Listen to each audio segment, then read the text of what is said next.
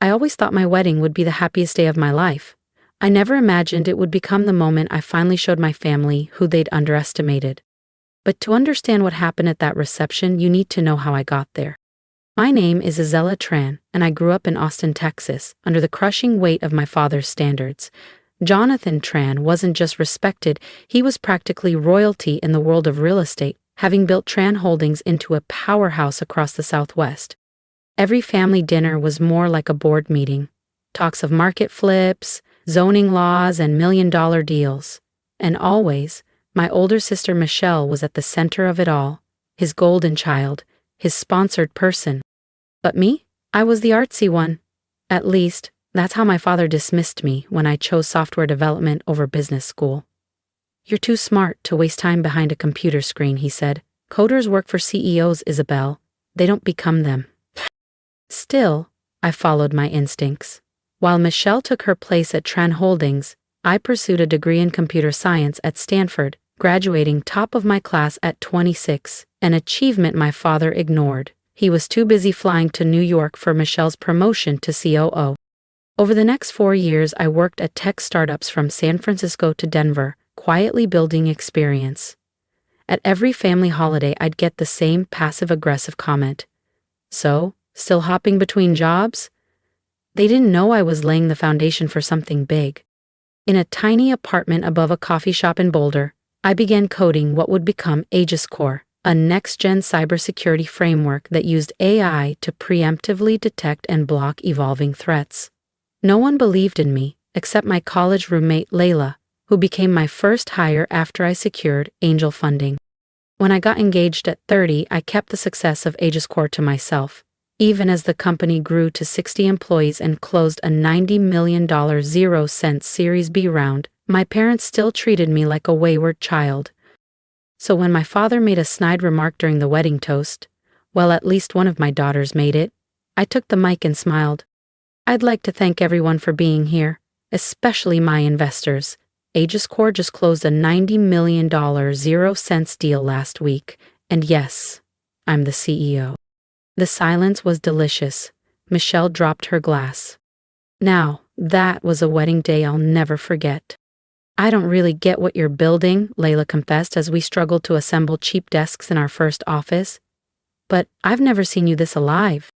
The next 2 years flew by in a haze of late-night coding, nerve-wracking investor pitches, and grinding through setbacks. My company, now called AegisCore, slowly evolved from a passion project into a rising force in the cybersecurity world. Our first breakthrough came with a mid-sized credit union in Arizona, then a healthcare provider, then, quietly, an inquiry from a federal agency. That was when I knew we were onto something big. But I kept it all under wraps.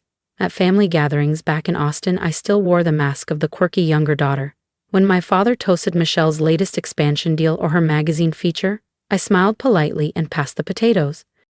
When uncles and aunts asked how my computer thing was going, I gave vague answers like, "It's coming along." Then I met Eli Navarro, an architectural designer based in Santa Fe with wild curls, rough sketches always peeking from his backpack, and a heart that didn't care about surnames or share prices. The first time we met, he thought Tran Holdings was a law firm. "You're surprised," I teased him when he finally Googled my family name. "I am," he admitted. "You're nothing like them. You're real." We fell in love over late-night ramen and sketch pads, dreaming of a life where our work made things better, not just richer. When Eli proposed a year later, with a handcrafted ring and a shaky voice, I said yes without blinking. But of course my father had thoughts. "An architect?" he muttered over steak one evening. "Couldn't you find someone in business with him?" "He's designing the new Civic Arts Complex," I replied. "His firm just beat out 3 national chains." My father snorted. "So a fancy construction worker." "Michelle's husband runs one of the largest hedge funds in the state. That's ambition." I looked at Michelle's husband, bland smile, eyes glued to his phone. And then at Eli, who was helping my niece pick out paints for her school project earlier that day. The contrast was blinding. Planning the wedding became a battleground. My father insisted on turning it into a power lunch in tuxedos. My mother, ever the peacemaker, gave in. Even Michelle, in her perfectly tailored suit, pulled me aside. "Just let him have this, you know how he is," she said. "And it's not like you're paying for it." But I was. Every flower, every seat, every glass of wine, all covered by Agescore's profits. They had no idea, and I intended to keep it that way until the reception. If you've ever had to smile through silence while building something no one believed in, hit that subscribe button. Because what happened next, at the wedding, let's just say, the real vows weren't the only thing that left the room speechless. What no one at that wedding knew, not even Eli, was that Agescore had quietly gone public just 2 weeks earlier in a massively oversubscribed IPO. My 38% equity stake? Now worth $90 million, 0 cents. And that wasn't even the biggest secret I was keeping. 3 months before the wedding, during one of our routine security audits, I noticed something odd. Tran Holdings, my father's pride and joy, had multiple unpatched vulnerabilities in its outdated cybersecurity infrastructure, the kind my team built Agescore to prevent. I could have alerted them, I didn't. Instead, I monitored the system from afar. I watched as minor breaches slipped through. Phishing attempts, low-level data leaks, unauthorized access. I ensured nothing critical was ever exposed, just enough to rattle the board and trigger stock volatility. Then, using a network of shell companies, I started buying stock. Quietly, aggressively. By the time the wedding invitations went out, I had acquired 22% of Tran Holdings. My father still thought I was just his idealistic daughter with a computer hobby. He had no idea the woman he mocked over dinner was now one of his company's largest shareholders. The wedding day arrived. Clear skies, mountain breeze, everything looked picture perfect, from the floral arch we built together to the small hand-painted name cards on each table. It was exactly what Eli and I envisioned. But the reception? That was always going to be my moment. I sat at the head table, my fingers gently laced with Eli's under the white linen. My father stood, lifting his champagne flute. His custom-tailored navy Tom Ford caught the light as he walked toward the mic, flanked by 200 guests in designer gowns and tuxedos. The room hushed, even the servers paused. I studied his expression, polished, commanding, but tinged with something colder tonight. This wasn't just a toast, it was an ambush. "When Isabel was born," he began, voice echoing across the ballroom, "I had such dreams for her. The Tran family has always stood for excellence, for legacy." He glanced at Michelle, who gave a small, proud smile. "My father started our company with nothing. I turned it into a regional empire. And Michelle, of course, is continuing that legacy with brilliance and grace." He paused, took a slow sip. "But, Isabel." A flicker of a smirk. "Isabel chose to code a career for people who work for visionaries, not become them." A few chuckles, a few raised eyebrows. I saw Eli shift beside me, fury in his eyes, beginning to rise. I gently tightened my grip on his hand. Not yet. The real toast hadn't even started. And now she's married an architect. My father's lips curled. It might have passed for a smile to the untrained eye, but I knew better. It was a sneer. "I suppose we should be thankful she found someone who can at least design the buildings real business leaders work in." Laughter rippled through the room, polite, controlled, the kind you hear in boardrooms, not ballrooms. Michelle's husband chuckled behind his wineglass. Even Michelle, my sister, allowed herself a small smirk. "The truth is," my father continued, voice sharpening like a blade, "some people just aren't made for legacy.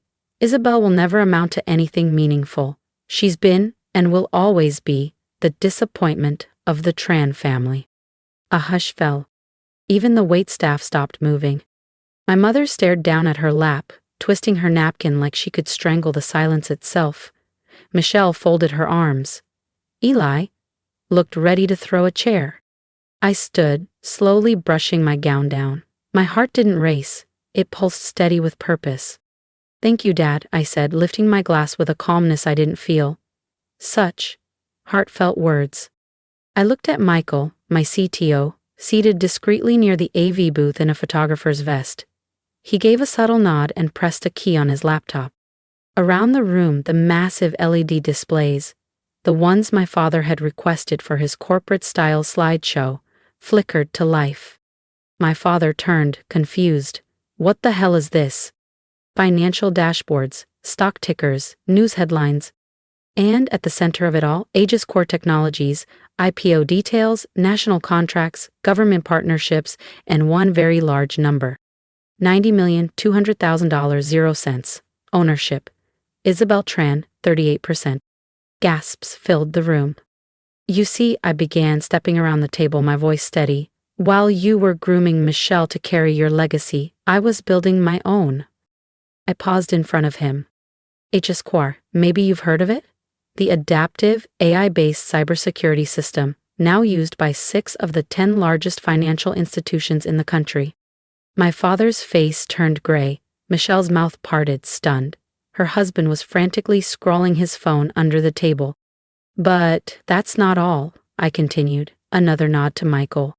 The screens changed, now showing Tran Holdings, board meeting logs, stock purchase records, insider documents. 3 months ago, we identified dangerous vulnerabilities in Tran Holdings' infrastructure. The kind my software protects companies from. I could have warned you. I stepped closer, his eyes widened. But instead I watched. Images of minor breaches flashed across the screens. Then the ownership chart updated. Isabel Tran, 22% stake in Stake USA. As of this morning, I said softly, I own 22% of your empire. Tomorrow, even more. I smiled. Because tonight, several board members are announcing early retirement, and they've all agreed to sell to me. Michelle's husband leapt to his feet so fast he knocked over his champagne flute. You can't do this, Dad. She can't do this. Actually, I said calmly, I already did. I turned to the stunned crowd, many still staring at the glowing financials on the screens. Ladies and gentlemen, I began. I'm thrilled to announce that beginning tomorrow, Aegis Core Technologies will initiate a strategic merger with Tran Holdings. We'll be implementing a full-scale modernization of their cybersecurity infrastructure, streamlining outdated systems, and bringing the company into the 21st century.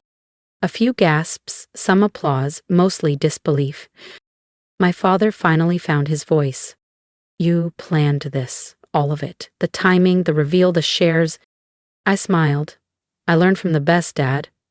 Isn't this what you always preached? Find the cracks, control the narrative, strike when no one sees you coming.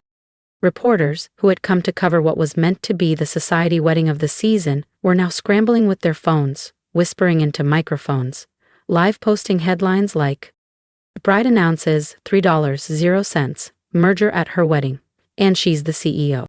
My father's face was the color of a sunburn. Michelle looked like someone had pulled the floor out from under her. I walked back to Eli, who stood proud, hands tucked in his jacket pockets, eyes full of admiration. You ready to face the cameras, Mr. Tran Navarro? I teased. He grinned. Lead the way, Mrs. Tran Navarro, CEO of Aegis Core Technologies. The aftermath unfolded exactly as I expected, and a little more. The merger dominated headlines for weeks. Analysts praised the deal, citing it as a case study in stealth leadership and visionary execution. Tran Holdings stock surged once investors realized Aegis Core was the engine behind the transformation.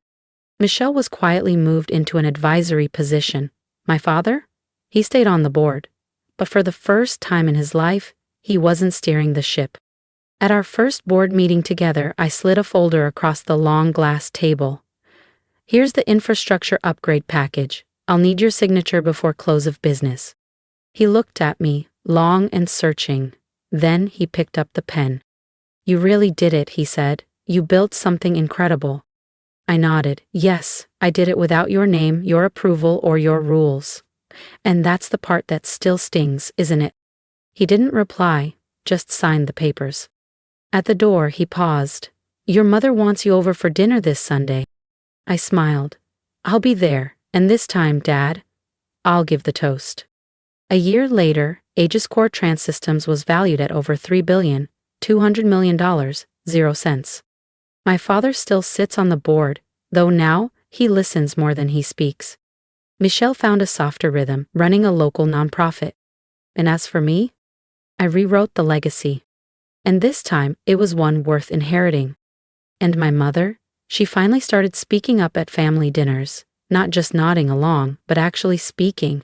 Eli and I bought a modern penthouse overlooking Boulder's Flatirons, though I kept my tiny apartment above the coffee shop, the one where I built AgeScore's first prototype. Some nights I still go there. I sit by the old desk, fingers hovering over the same keyboard, remembering the quiet hours when everyone thought I was wasting my time.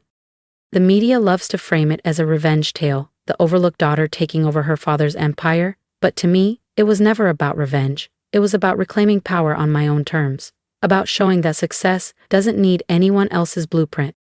Last week, my father called to ask for my opinion on a blockchain acquisition. "You see things differently," he said. "You see where the world is going." I looked out over the glowing city skyline, from the same corner office he once ruled. "No, Dad," I said quietly. "I don't just see the future, I build it. And that will always be worth more than any legacy he could have left behind." If you've made it this far, thank you for listening to my story. It wasn't easy to share, not the pain, the doubt, or the years I spent being underestimated by the people I thought were supposed to lift me up. But maybe that's why I had to tell it. Because I know I'm not alone. So many of us are told we don't belong, that our dreams are too different, too impractical, too far from the safe path. But I'm here to tell you, you don't need their permission to build the life you deserve. If you've ever been dismissed, talked over, or